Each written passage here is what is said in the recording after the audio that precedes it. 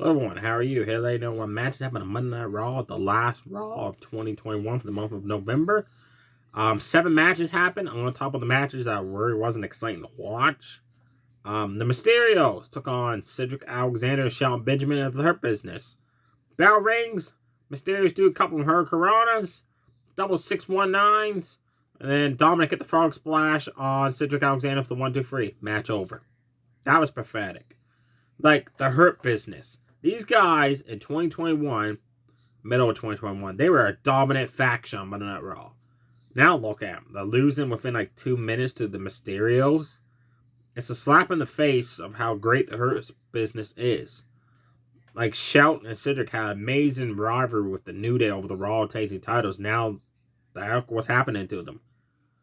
I just don't like it at all. Let me know below in the comment section if you're a big fan of how the Hurt Business is being treated now, because I ain't sure as heck ain't. Randy Orton and Matt Riddle finally defended the Raw Tag Team titles against the Dirty Dogs, who won this opportunity a few weeks ago. It was a good match. I enjoyed it. It was way too short. Orton got worked on for a bit. Dolph Ziggler had a running Stinger Splash. And then he tossed Orton into Bobby Roode that kicked him in the midsection and hit a neck breaker. That was a cool double team move. Riddle got tagged in, and he cleaned house. Swift kicks, enziguri kicks, running forearms in the corner of both of them, running swanton drops on the both of them. Then Orton tagged back in, and both of them went for the RKOs. And Dolph Ziggler countered Orton's into the zigzag. That was cool to see. But then Dolph ran at Orton, so Orton RKO'd him for the 1-2-3. So you're still Raw Tag Team Champions, RK Bro.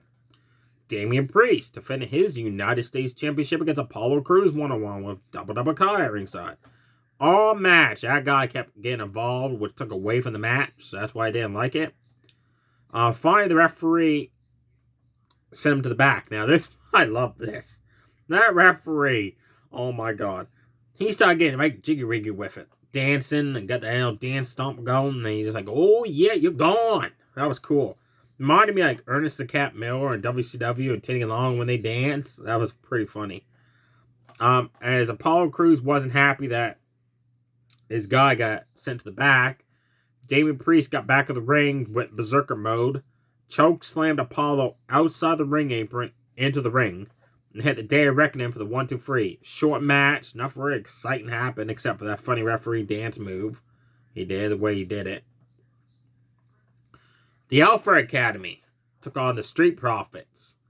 I was looking forward to this match. Then AJ Styles almost came out on commentary. I still don't understand why they targeted the Street Profits. It makes no sense. But anyhow. AJ Styles pretended to be blind. He couldn't see because the fire extinguisher that hit him in blast in the face with the smoke there from last week. Then all of a sudden, a couple minutes into the match, just when I thought, oh, this is going to get good, and I was starting to pick up, AJ Styles jumped up on the ring apron, perfectly able to see perfectly fine, to try and knock Montez Ford off the top rope, who was going for a frog splash Chad Gable. He kicked AJ Styles out of the way. Almost did do nothing because he looked shocked. Like AJ Styles was fine. He was just pretending to not be fine. And Montez Ford hit the frog splash on Chad Gable for the 1-2-3. Quick match. It could have went a lot longer if AJ Styles almost wasn't at ringside. And maybe the way almost was acting, they're finally going to split these guys up because they've been Raw Tag Team Champions, but it's not working. They don't got good chemistry together. AJ Styles is a great singles competitor. He needs to go back to single matches, not being stuck in a tag team almost. But I guess we'll wait to see what happens. Now on to the matches that actually was worth watching, folks. 10-woman tag. Team Liv Morgan of Liv Morgan. Rhea Ripley, Nikki Cross, Dana Brooke, and Bianca Belair against Team Becky Lynch. Becky Lynch, Tamina Snuka, Queen Vega, and Kamali are Women's Tag Team Champions, alongside Becky Lynch, who are all Women's Champion there. And Piper Niven. Really good match. I enjoyed this match. Check this match out, folks. Every one of them got a chance to actually do something, which I liked. At one point, Bianca went for the KOD driver on Tamina, but Becky's team pulled her off of Bianca, and then they regrouped outside the ring, which is a good thing, because they were getting the butts handed to them for there for quite a while.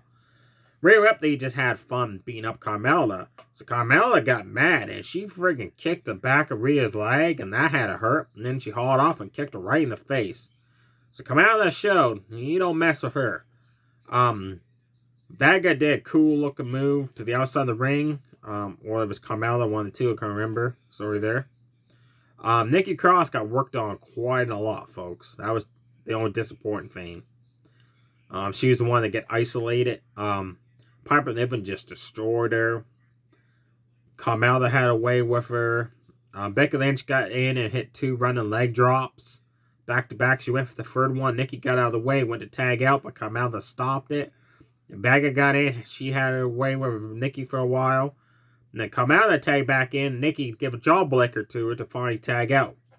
Liv Morgan got in. And man, she cleaned house. She ended up winning the match with Oblivion on Tamina for the 1-2-3. But before that, she hit the Oblivion on Carmella. Snapmare even Vega took care of her. She even hit the Oblivion on Becky Lynch after the match. Like, she single-handedly took out that team. That was cool to see. Next week on Raw, we finally get to see Liv Morgan versus Becky Lynch for the Raw Women's title. I got my fingers crossed that Liv Morgan's finally going to win a title here at the WWE. She needs that title. Don't get me wrong, I'm a big fan of Becky Lynch as well. But she's been the champion multiple times. Liv Morgan's never held that singles title. Give her that title. She could do good for that business as champion, I think. Let me know below if you think Liv Morgan should win the Raw Women's title next week, or do you think Becky's going to keep it?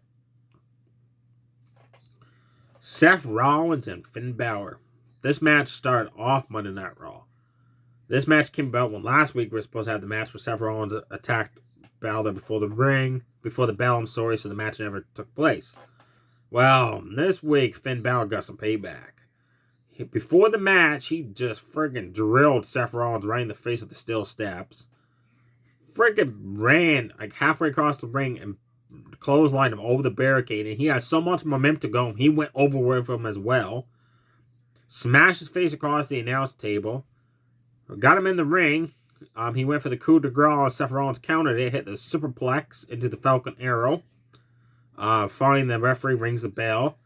And Balor just freaking drilled Rollins with a DDT. That was amazing DDT. And just the way Seth Rollins just got planted like that, that looked painful. Again, Finn Balor went for the coup de grace. Seth Rollins stopped it, thumbed in the eye. Referee didn't see it. Forearm in the back of the head, curb stomp, 1-2-3. Rollins is your winner. Great match. Check this match out as well. Now on to the main event. Big E, non-title by the way, took on Kevin Owens. If Kevin Owens won this match, he's able to, I guess it's called day 1. I guess it's either the first Raw of 2022 or that following New Year's Day of 2022. It's going to be a triple threat match for the title. It's like a special event that he's putting on. Owens quickly went for the stunner once the bell rung, and Big E tossed him to the outside. And then beat him up big time.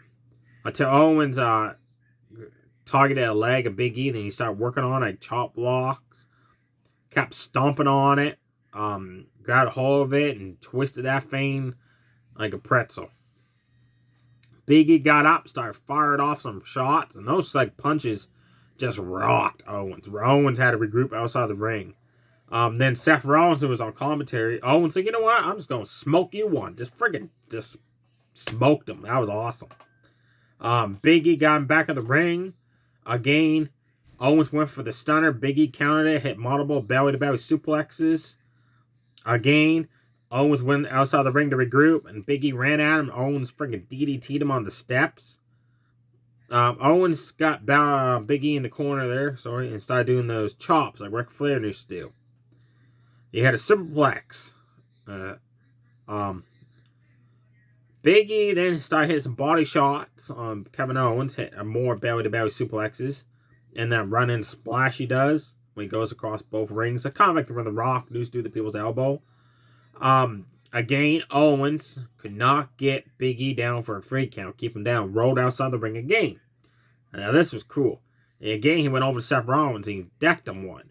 And then Rollins got in the ring and attacked Kevin Owens. So Kevin Owens won by disqualification. After the match, Owens rolled outside the ring. Then Rollins super kicked Big E and curb stomped him. And then he knows Owens was laughing and smiling at the ring. And then Seth Rollins realized Owens tricked him.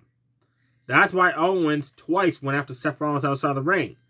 Because he won by disqualification. So technically, he said if Owens won the match. They didn't say happy pinfall or submission, folks. So Owens is now the triple threat. Seth Rollins realizes he made a mistake attacking him. So there you have it. Definitely check out Seth Rollins versus Finn Balor, the 10-woman tag, and Big E versus Kevin Owens. The other matches, you really didn't miss much, folks. Stay safe, everybody. Too sweet. Bye.